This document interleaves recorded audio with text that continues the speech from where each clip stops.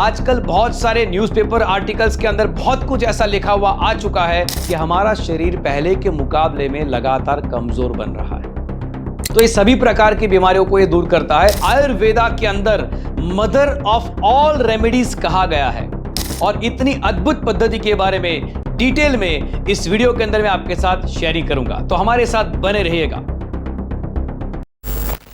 दोस्तों, हम सभी लोग कहते हैं कि हेल्थ इज रियल वेल्थ, लेकिन क्या सच में हम हमारी हेल्थ को हमारी रियल वेल्थ मानते हैं?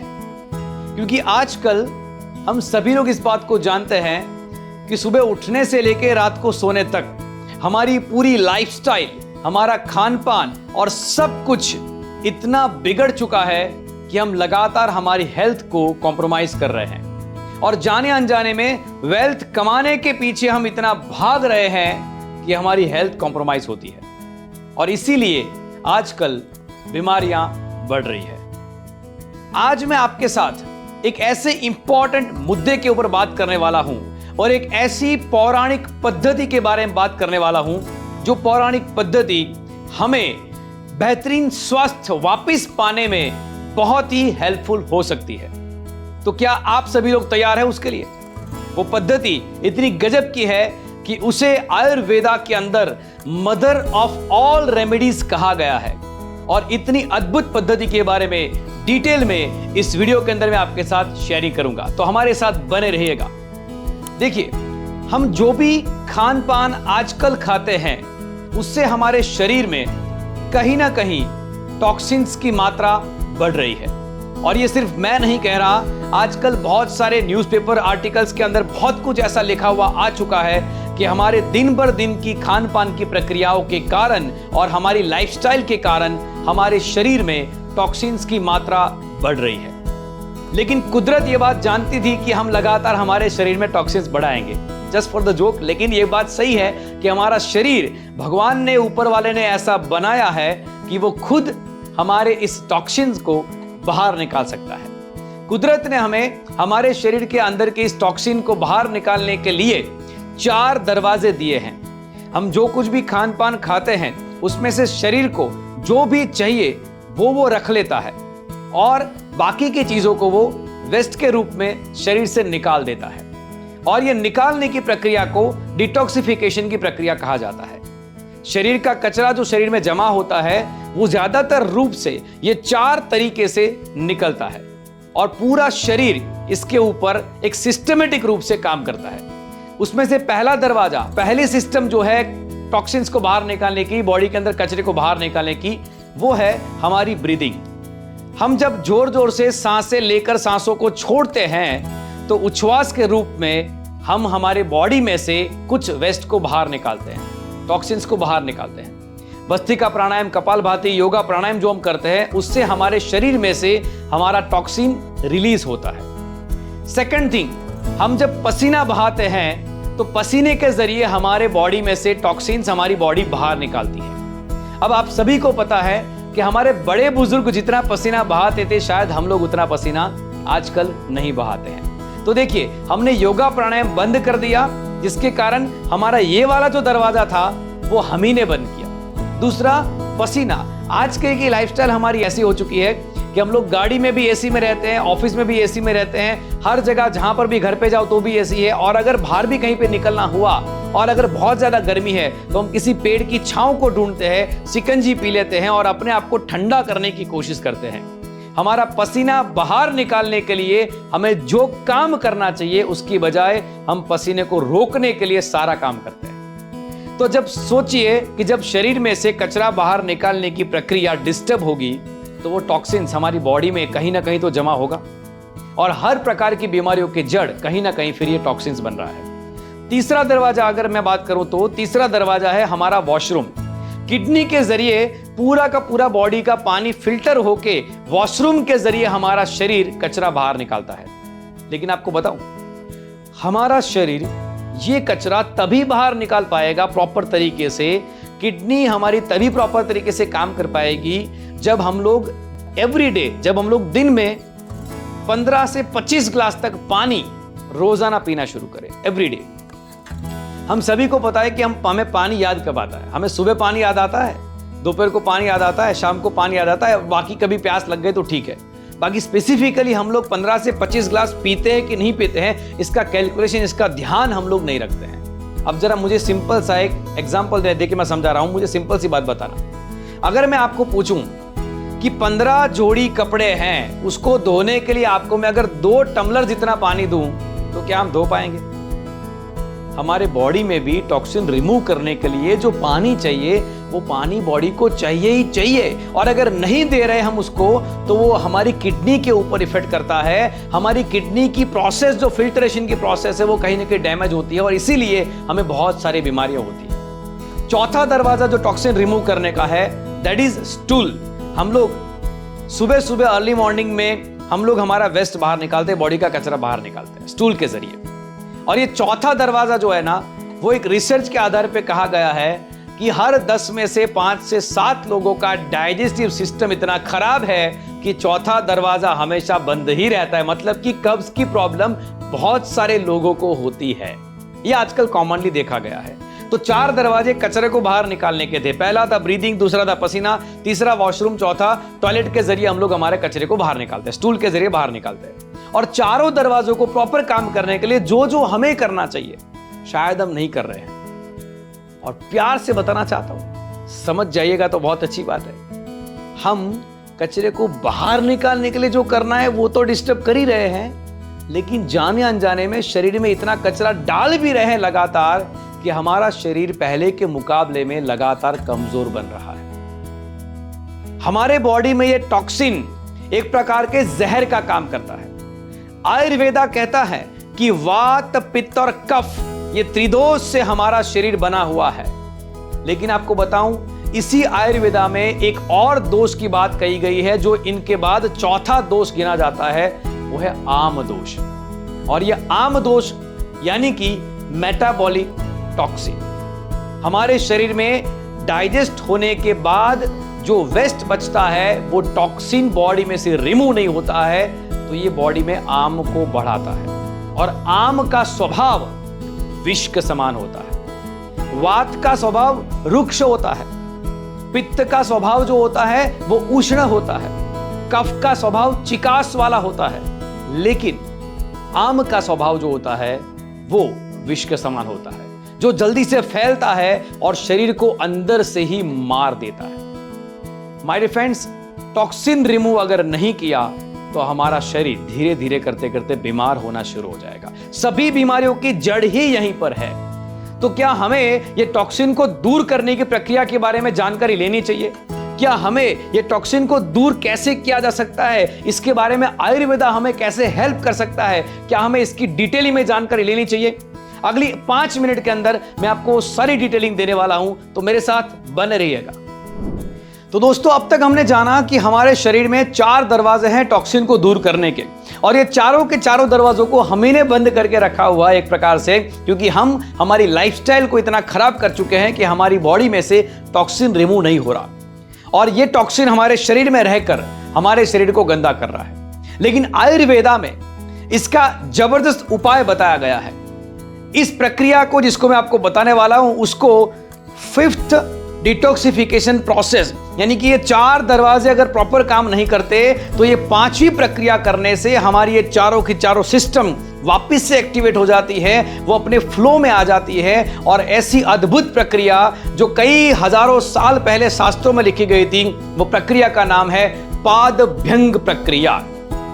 It is well known detoxification प्रक्रिया फ्रॉम द आयुर्वेदा, यानी कि आपके शरीर के इस कचरे को निकालने के लिए एक अद्भुत प्रक्रिया जो शास्त्र में लिखी गई है, वो प्रक्रिया है पादभ्यंग प्रक्रिया। पाद यानी कि पैर और अभ्यंग यानी कि मसाज। आपको थोड़ा सा सिंपल करके बताता हूं। क्या आपने कभी अपने बड़े बुजुर्गों से ऐसा सुना है या फिर आपने कभी देखा है कि कांसे की कटोरी से हमारे पैरों के तलवों में मसाज करी जाती थी, है ना? हमारे बड़े बुजुर्ग करते थे, अलग अलग घी से या फिर तेल से अलग अलग प्रक्रिया करते थे और मसाज करते थे। तो ये पैरों के तलवों पर मसाज करने की प्रक्रिया को ही पादभ्यंग प्रक्रिया कहा जाता है। हजारों सालों से चली आ रही है। और इतना ही नहीं दोस्तों, ये प्रक्रिया चरक संहिता सुश्रुत संहिता और अष्टांग हृदय, तीनों जो हमारे मेजर ग्रंथ है, उन तीनों ग्रंथों के अंदर इसके बारे में डिटेलिंग दी गई है कि ये एक अद्भुत प्रक्रिया है। This is called mother of all remedies. Ayurveda में जितनी भी अलग अलग रेमेडीज है, उन सभी की माता के समान जिसको गिना गया है वो है पादभ्यंग प्रक्रिया। क्यों? क्योंकि दोस्तों हमारे शरीर में 72,000 नस नाड़ियां हैं। वैसे तो आयुर्वेदा ये कहता है कि हमारा शरीर उल्टे पेड़ के समान है, यानी कि हमारे दिमाग में जड़ें हैं और यहां से पूरे बॉडी में कनेक्शंस जाता है। लेकिन उसका उल्टा भी सही है कि हमारे पूरे बॉडी की नस नाड़ियां जो है उसका कनेक्शन हमारे पैरों के तलवों के साथ है। हार्ट, लंग्स और जितने भी मेजर अलग अलग ऑर्गन्स हैं, उन सभी से जुड़ी हुई नब्स हमारे पैरों के तलवों के साथ भी जुड़ी हुई है। और जब पैरों के तलवों पर इसकी मसाज करी जाती है तो बहुत सारे बेनिफिट्स हमको मिलते हैं। सबसे पहला तो हमारा ब्लड का जो सर्कुलेशन है उसकी प्रक्रिया को ये मजबूत करता है, उसको स्टिमुलेट करता है, जिसके कारण हर 4 कोशिकाओं के बाद में, ब्लड सेल्स की 4 कोशिकाओं के बाद में 5वीं कोशिका है वो हमारे ब्लड आर्टरी के साथ कनेक्टेड होती है, जिसमें से टॉक्सिन रिलीज होता है। जब ये ब्लड मैनिपुलेट होता है, यानी कि ब्लड का जो फ्लो है वो पादभ्यंग प्रक्रिया करने के कारण एकदम प्रॉपर सिस्टमेटिक रूप से जाता है, तो बॉडी खुद अपना डिटॉक्सिफिकेशन करने की प्रक्रिया को एक्टिवेट करती है और उस प्रक्रिया को बूस्टअप करती है। यानी कि पादभ्यंग प्रक्रिया से हमारा बॉडी नेचुरली, अगर मैं सिंपल लाइन में कहूं तो पादभ्यंग प्रक्रिया से हमारा बॉडी डिटॉक्सिफिकेशन की अपनी खुद की प्रक्रिया को रीएक्टिवेट करता है, उसको रीजनरेट करता है। एंड दैट्स व्हाई पादभ्यंग करने के बाद कई सारे लोगों को ज्यादा बार वॉशरूम जाना पड़ता है या फिर टॉयलेट जाना पड़ता है। माय डियर फ्रेंड्स, ये एक ऐसी अद्भुत प्रक्रिया है जो प्रक्रिया के अनेक सारे फायदे हैं। सबसे पहला अगर मैं आपको बताऊं, वात दोष जिन भी लोगों को है उनको ये वात दोष दूर करने का काम करती है। अनिद्रा की समस्या जितने भी लोगों को है, नींद नहीं आती ढंग से, उन लोगों के लिए ये एक रामबाण इलाज के समान है। इवन आपको बताऊं, आंखों के पीछे की आर्टरीज में जब सूखापन आ जाता है, कई बार आंखों की प्रॉब्लम शुरू हो जाती है, तो पादभ्यंग को तो आंखों के लिए एक वरदान के समान प्रक्रिया कही गई है। अगर मैं सिंपल लैंग्वेज में कहूं तो पादभ्यंग हमारे शरीर के लिए इतनी इंपॉर्टेंस है जितनी इंपॉर्टेंस हमारी सांसों की है। हम सांसें जितनी ज्यादा बार लेते हैं उतना बॉडी को एनर्जेटिक फील करते हैं। वैसे ही जितनी ज्यादा बार हम लोग एवरीडे, एक बार कम से कम हर महीने में कम से कम 15 से 20 बार अगर हम पादभ्यंग करते हैं, हमारी बॉडी अपनी एनर्जी को वापस लेती है, क्योंकि फ्लो प्रॉपर वे में मैनेज हो जाता है। बहुत सारे इसके बेनिफिट है, लेकिन अगर मैं आपको एक प्रॉपर एविडेंस के आधार पर बताऊं तो चरक संहिता के अध्याय 5 में एक श्लोक के अंदर इसके सारे प्रकार के फायदे के बारे में कहा गया है। खरत्वम स्तब्धता रोक्ष्यम श्रम सुप्तिश्च पादयोः, यानी कि हमारे पैरों में खरत्वम अर्थात कि खुरदरापन हो, स्तब्धता यानी कि डायबिटीज के कारण या फिर अलग अलग प्रॉब्लम्स के कारण जो स्टिफनेस आ जाती है उसका, और श्रम सुप्तिश्च यानी कि हमारा जो श्रम है, पूरी पैरों की जो थकावट है, शरीर की जो थकावट है, उसे ये दूर कर देता है। इतने ही नहीं, और भी अनेक सारे फायदे हैं, जैसे कि अनिद्रा की समस्या को नियंत्रित करने में ये उपयोगी है। आंखों के काले घेरे जो हो चुके हैं आंखों के नीचे, उसको दूर करने में, घुटनों के दर्द, एड़ी के दर्द, कमर दर्द, और ऐसे तो अनेक प्रकार के बेनिफिट आप इस स्क्रीन के ऊपर यहाँ पे देख पाते हैं। और ये अद्भुत प्रक्रिया आपके शरीर के लिए इतनी गजब की है दोस्तों कि हमारे शरीर में 900 मात्रा कला के समय में, शास्त्र कहता है 900 मात्रा कला, यानी कि अप्रोक्सीमेटली अगर आज का समय बताऊं तो होता है अप्रोक्सीमेटली 5 मिनट। 900 मात्रा कला के अंदर अंदर हमारे शरीर में जिस भी तेल या जिस भी स्नेह से मसाज करी जाती है, वो स्नेह को यह हमारे बॉडी के कोशिकाओं तक पहुंचा देता है। मात्र 300 मात्रा कला में त्वक यानी कि त्वचा के रोम छिद्रों तक पहुंचा, रोम कुपा तक पहुंचता है। 400 मात्रा कला में त्वक यानी कि त्वचा के 7 लेयर से वहां तक इसकी स्नेह की ताकत को पहुंचाता है, यह अभ्यंगा की प्रक्रिया। 500 मात्रा कला में रक्त, 600 मात्रा कला में मांस, 700 मात्रा कला में मेद, 800 मात्रा कला में अस्थि और 900 मात्रा कला के अंदर अंदर मज्जा तक यह अभ्यंगा में जो स्नेह का प्रयोग होता है उसको पहुंचाने का काम करती है पाद अभ्यंग प्रक्रिया। वात, पित्त और कफ, ये तीनों दोष की मैंने आपको बात करी। और चौथा दोष जो माना गया है वो है आम दोष, यानी कि विष जिसे कहते हैं, हमारे शरीर का टॉक्सिन्स कहते हैं। इन चारों दोष को बैलेंस करने के लिए, कंट्रोल करने के लिए ये अद्भुत प्रक्रिया है। और इसी अद्भुत प्रक्रिया का सेंटर ओपन करके आयुर्वेदा की जागरूकता लाके हम लोगों के अंदर हेल्थ की एक क्रांति ला सकते हैं। और यही प्रयास टीमैक्स रिटेल लिमिटेड के द्वारा आज पूरे भारत भर में हो रहा है। 300 से भी ज्यादा अलग अलग जगहों पे सेंटर ओपन करके हमने पादभ्यंग प्रक्रिया की लोगों को जानकारी दी है। इससे भी ज्यादा, जो ये वीडियो है तो शॉर्ट हमको बनाना पड़ रहा है, लेकिन इससे भी कई गुना ज्यादा हमने लोगों को जानकारी देकर लोगों को ये थेरेपी के अनेक फायदे दिए हैं। अगर आप भी हमारा पादभ्यंग का सेंटर ओपन करना चाहते हैं तो इस वीडियो को जिस भी इंसान ने आपको शेयर किया है उसका कांटेक्ट करिए और पादभ्यंग वेलनेस सेंटर को ओपन करने के लिए हमारा संपर्क करें। माय डियर फ्रेंड्स, शरीर एक वेल्थ के समान होता है। हमारे शरीर में जितने भी ऑर्गन्स है उसको अगर हम लोग नॉर्मल मार्केट में देखें तो करोड़ों की हमारी संपत्ति है। हम शायद हजारों या लाखों कमाने के लिए इस करोड़ों की संपत्ति को कॉम्प्रोमाइज करके डिस्टर्ब कर रहे हैं, इसको खराब कर रहे हैं। और कई बार आपने और हमने देखा है कि लाखों करोड़ों कमाने के बाद जब इसका ख्याल नहीं रखा जाता तो वो लाखों करोड़ों एंड में इसी के पीछे खर्च हो जाते हैं। आयुर्वेदा इस सभी बीमारियों की जड़ से खत्म करने का एक ब्रह्मास्त्र है। मैं हमेशा कहता हूं कि आयुर्वेदिक दवाइयां नहीं है, आयुर्वेदा एक जीवन शैली है। और यह जीवन शैली को लोगों तक पहुंचाने के लिए, उनमें जागरूकता लाने के लिए यह पादभ्यंग प्रक्रिया एक जबरदस्त टूल के समान है, ब्रह्मास्त्र के समान है, जिससे कि हम लोगों में जागरूकता ला सकते हैं।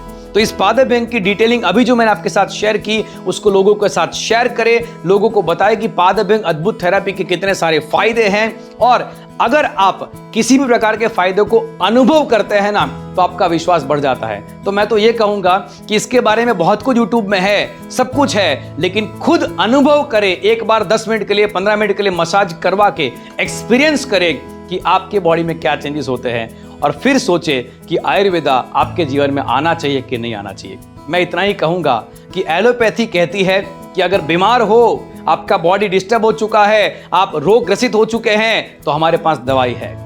लेकिन आयुर्वेदा कहता है कि अगर मुझे अपना लिया ना तो मैं तुम्हें बीमार होने ही नहीं दूंगा। तो आयुर्वेदा को अपनाइए और निरोगी जीवन पाइए। नमस्कार, थैंक यू वेरी मच। जय हिंद ऑल ऑफ यू।